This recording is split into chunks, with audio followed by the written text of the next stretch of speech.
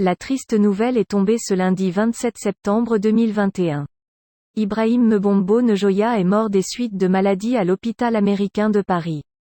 Au Cameroun, chacun a son histoire pour rendre hommage à l'homme traditionnel et ancien ponte du régime de Yaoundé. Cela est vrai avec le lanceur d'alerte David Iboutou, qui évoque la proximité du disparu avec Paul Biya, le président de la République du Cameroun.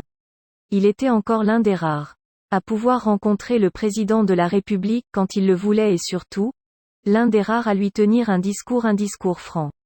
Ils étaient de la même génération, Paul Biya son aîné de 0,4 ans, assurément une grosse perte pour le Cameroun. C'était un grand républicain. Repose en paix Sultan Ibrahim Mbombo Njoya, a publié le lanceur d'alerte David Iboutou. Ibrahim Mbombo Njoya a occupé plusieurs fonctions dans l'administration camerounaise.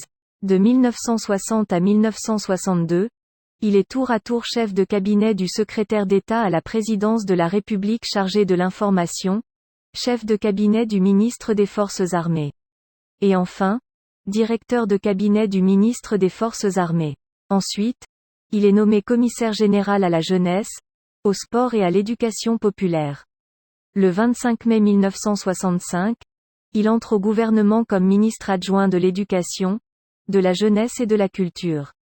5 ans plus tard, il devient ambassadeur du Cameroun en Guinée équatoriale, le 31 juillet 1970. Puis, il est nommé ambassadeur du Cameroun en Égypte jusqu'en 1981, avec pour premier secrétaire René Sadi. Le 10 août 1992, il est intronisé sultan, roi des Bamoun. Ce qui le pousse à démissionner du gouvernement pour se consacrer à ses nouvelles fonctions traditionnelles.